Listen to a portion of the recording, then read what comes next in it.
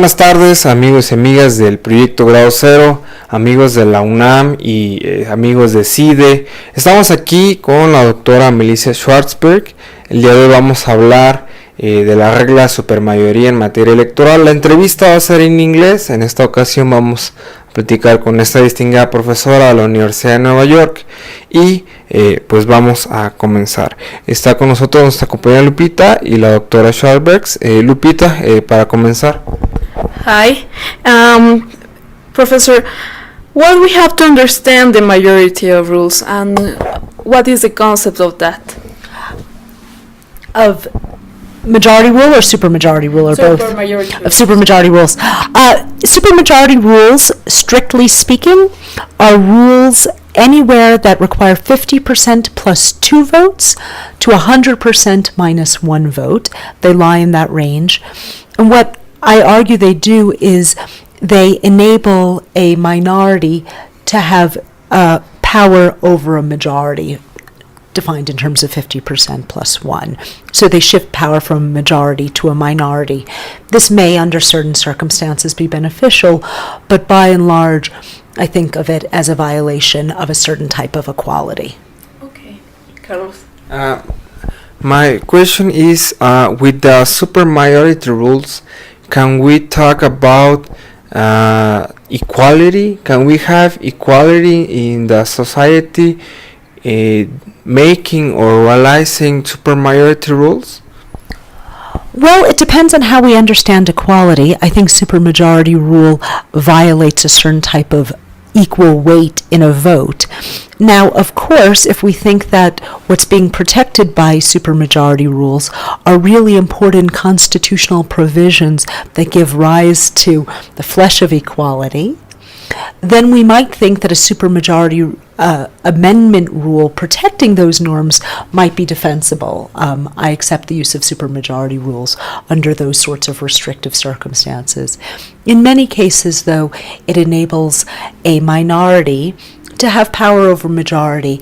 It violates the provision of one person, one vote, and the equal weight of voting. So, yes, we can have equality of a certain form under supermajority rule, but we run the risk of introducing inequalities of other forms or protecting existing inequalities, which I think is really the major risk associated with supermajority rule.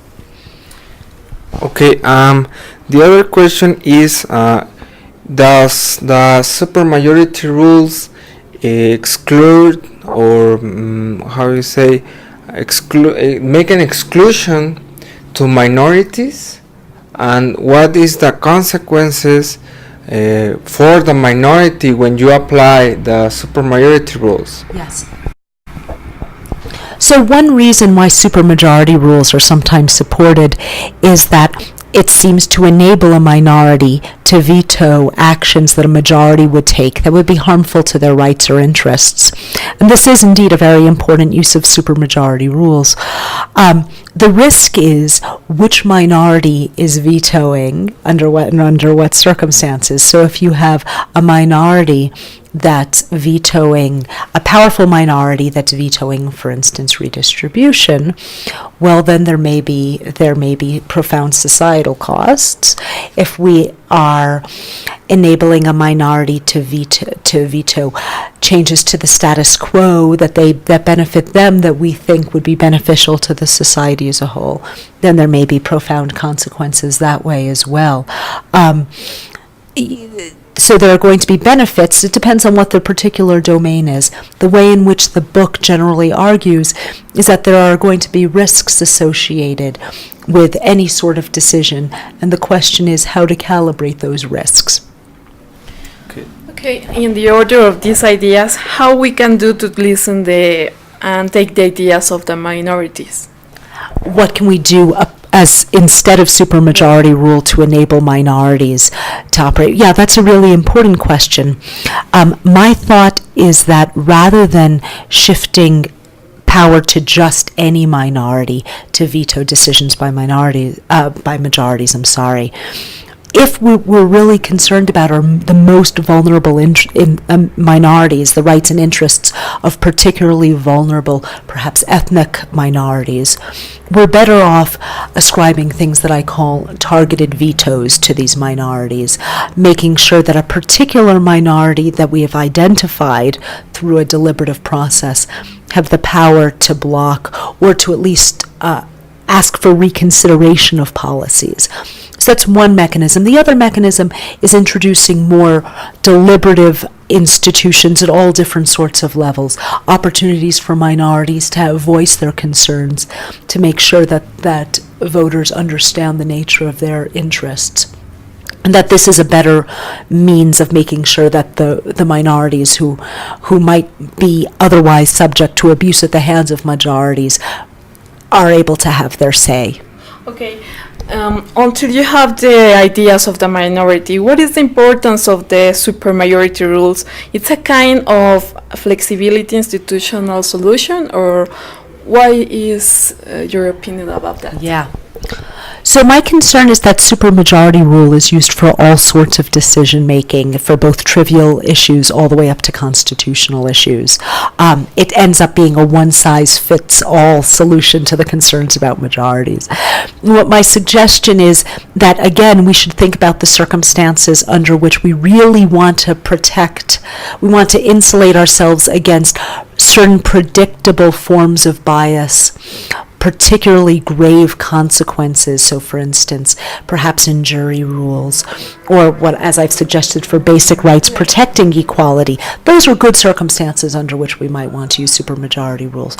In other cases, we might be better off thinking about, for instance, these targeted vetoes or deliberative institutions or other sorts of mechanisms, sequential majorities perhaps, as solutions rather than to passionate majorities, for instance, rather than always using supermajority rules as our solution. Okay. I have a question. Can we say that supermajority rule, or can we use the supermajority rule to legitimate the government decisions? If we have a supermajority, we can say we are legitimate to the society? I think that's a complicated issue, and it has to do with how we track consensus in society. It might be the case that having a supermajority, that's saying that we need a particular supermajority to be able to make a decision, ensures that we have consensus support in favor of governmental action. Of course, at the same time, depending on where we set the threshold, the vote threshold, it might be that we have, let's say if we set the threshold at 75%, it might be that we have a consensus of 60 or 65 or 70%, but we just can't hit that 75% threshold, and so we have 26% saying, nope, you can't do it. And I think that the consequences of that for legitimating decision-making is likely to be very pernicious in the long run. So that's the risk of using a vote threshold as an arbiter of whether consensus has or has not been reached. Again, I think that the better way of ensuring consensus to the extent that we want that is through encouraging deliberation rather than through the manipulation of a threshold. Well, you have said some negative things about the supermajority rule, but what are the positive ones? Yeah. Again, I think supermajority rules might be used beneficially in circumstances in which we think that there are certain very grave and unequally distributed risks associated with change. So I think for basic rights of a constitution, we might think that the risk of change greatly outweighs the risk of having them remain stagnant. It doesn't mean that they should be permanently shielded from amendment, but it does mean that we would want to make sure we have very carefully considered, we have very overwhelming support for change before we do so. So that's one sort of circumstance under which they could be beneficial. Likewise, I think for juries, I think that I think unanimity has certain consequences in terms of coercion that I think we should be worried about. But I do think that a supermajority rule biasing in favor of acquittal, for instance, might be attractive. We want to bias ourselves in cases in which we think the moral and what I call the epistemic risks are unequally distributed, rather than always using it regardless of what we think the risk distribution might be. Okay, and how can we support this idea of supermajority rule in countries that don't have the idea of democracy?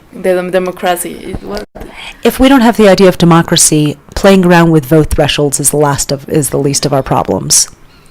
Well, at last, can you tell us some ideas about the experience of the supermajority rule at the United States? Yes. Yeah, I think by and large for Congress, the use of the filibuster has a very shameful history, beginning with civil rights legislation and continuing forward. I think fortunately, people are starting to realize that the filibuster has introduced sclerosis into the legislative process, and my hope is that in the years to come, eventually its use will dwindle. Okay, amigos y amigas, muchas gracias por sintonizarnos. Professor, thank you very much for your aportations. We are very thank you very much. You're welcome. Thank you for having me. Thank you. Bueno, muchas gracias y nos estamos sintonizando. Hasta la próxima.